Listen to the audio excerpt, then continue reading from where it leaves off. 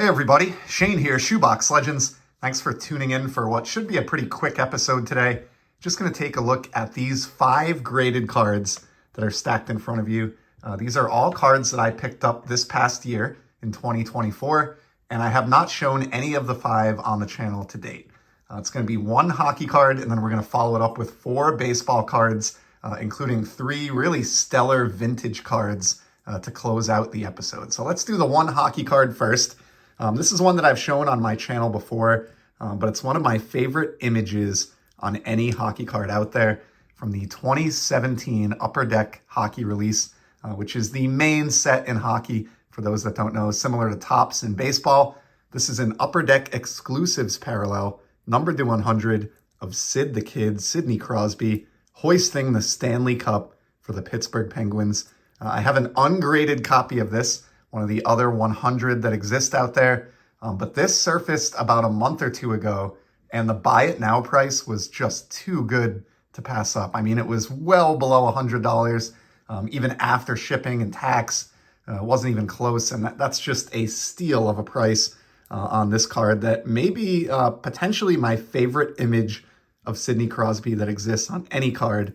So even though I already had this one, could not resist getting one in a PSA Fine 9 at that price point. And who knows, maybe the other one I'll just hang on to. Maybe someday I'll have it graded myself, or sell it or include it in a trade. But it's nice to have flexibility and options, and that's a card that I appreciate so much that it was essential to get it in graded format when I ran across it. And then similarly, this next card is going to share a common theme in terms of awesome images on cardboard.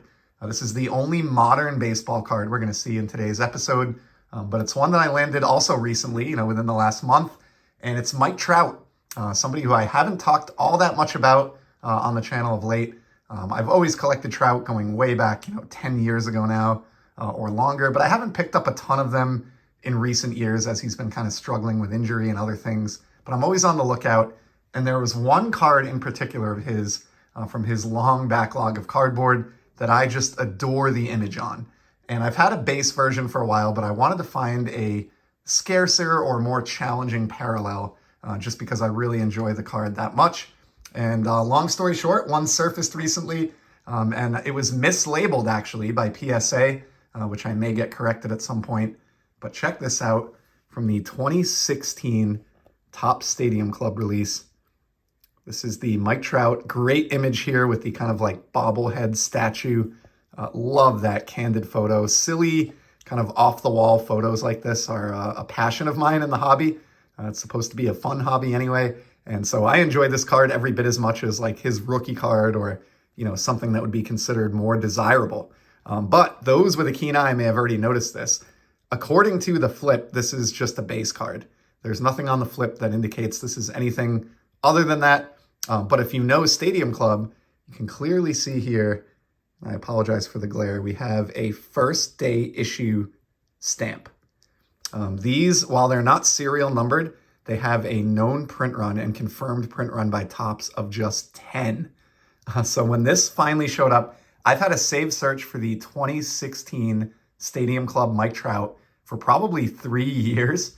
Just waiting to get a rare version. And I see base cards pop up from time to time, or maybe like black foil or, some of the more common parallels. But I've been waiting it out for like a first day issue like this or a rainbow foil board, something that is just impossible to find. And when this finally surfaced after years of waiting and at a price that really wasn't even unreasonable at all, the seller of the card in the auction did understand that this was a first day issue and that the flip was mislabeled. So I didn't steal this for $20 or anything like that. But for a Mike Trout card with one of my favorite images and a parallel that has only 10 copies in existence, I could not have been happier. Just finding that at all, much less finding it in a PSA 9 at a price point that worked out well for me. So there's my latest and one of my absolute favorite Mike Trout cards. And then let's finish it off here with some good old-fashioned vintage baseball. Seemingly everybody's favorite here in the community, or at least a lot of the channels that I follow. I do love my vintage as well as my modern. And one set that I've really kind of turned an enhanced focus on, I guess, over the last maybe 2 years is 1951 Bowman. And actually the last 3 cards in today's episode are all graded pickups from that infamous release. And we start with this one. Fantastic copy of the Johnny Vandermeer. I'm sure everybody watching this probably knows, but he is infamous for pitching back-to-back consecutive no-hitters in the late 1930s. Obviously, this is a very late career card. He began his professional career way back in the 30s, so he was winding down by 1951. I don't think he's enshrined or anything like that, but just the tale of those consecutive no-hitters is something that just really stands out in baseball history and baseball lore. And for that reason, I've always wanted a nice Johnny Vandermeer. And I've never owned a card of his before, or at least not any significant card. And I decided to target the 1951 Bowman, just because, as I mentioned, I love this release, love the colorized photographs that look like kind of cartoons. A lot of these cards have great backgrounds, although this one's a little bit plain. But what's a pain about these, vintage collectors know well, that getting these with, good centering is an extreme challenge, almost impossible in some cases. So I set up a saved search for the 51 Bowman Vandermeer, and it took me about 6 months before this copy surfaced, which obviously met my eye appeal test. Incredibly well centered. I don't know if it would score a perfect 100 like my buddy Dylan's intense grading scoring system, but this is what I look for. To me, to the naked eye, this is pretty well centered, and it doesn't really stick out as being OC or anything like that. So love this Johnny Vandermeer. And even in a PSA 6, again, probably because he's not in the Hall of Fame, which is all that seems to matter to at least one segment of collectors, that card was dirt cheap, even in a 6, under $50. So really, really pleased with that. Here's one that I got even cheaper. And I've had this one for probably 8 or 9 months. Just never found an excuse to show it off. The Hank Thompson. Obvious reason that I went after this one. I mean, honestly, I would pick up almost any 51 Bowman card at the right price point, and this one certainly was the right price point. But he is a bridge player who began his career in the Negro Leagues before transitioning over to the New York Giants, and so he's been on my radar sort of to an extra degree over the past year. And yeah, due to the low assigned grade of an SGC2, was able to bring this home for less than a retail blaster would cost me. Like less than $25. I'm not sure why this got a 2. There's a little bit of light wax on the back, which is very common for these. But, I mean, honestly, this is just in great shape overall. And, like the Johnny Vandermeer that we saw, pretty well centered. So I don't have a loop, or at least I don't use a loop. I've got one still in the box that I bought 2 years ago based on a recommendation. So I'm not that guy that closely inspects my cards. So I don't know why this received a 2, but I also don't care. I didn't buy it to flip it or resell it or anything like that. I bought it, for my own personal collection, and couldn't be happier with that example. And then let's close out with the card that was definitely the most expensive of the 5 that we're looking at today. However, I was able to offset the cost of this with some sales. So I showed in a video a while back, there were 4 T206 commons that I was selling off. No name players, pretty low condition. They were graded like a 1.5 to a 2, somewhere in that range, but they weren't really good looking 2s, if you know what I mean. They looked like they'd been run over by a truck, but they did really well on eBay. So well that I may sell some other T206 cards. But for that round of auctions, I sold just those 4 along with some other cards.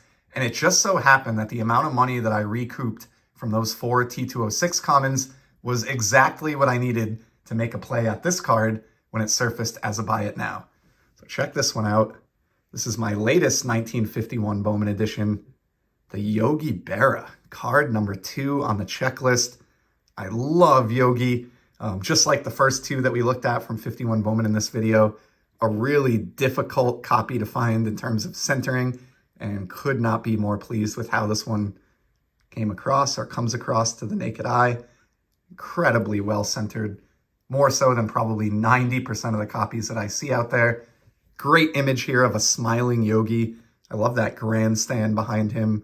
I've admired this one on other channels for a long time. Always wanted a copy of it. This is one that I kind of fantasized about even when I was a kid, collecting in the 90s, but had never owned it until now.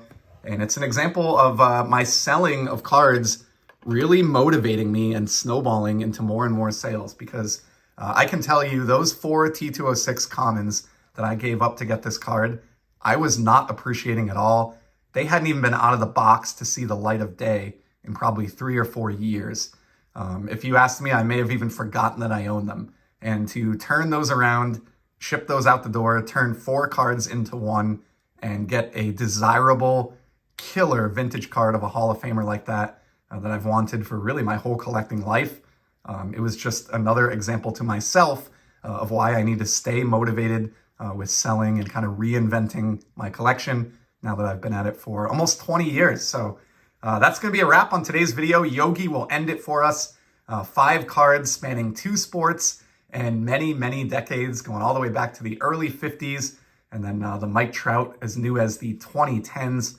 Just goes to show you I love all eras of this hobby. So I appreciate you stopping by. I hope you enjoyed these pickups. I'll be back certainly very soon with some more content here.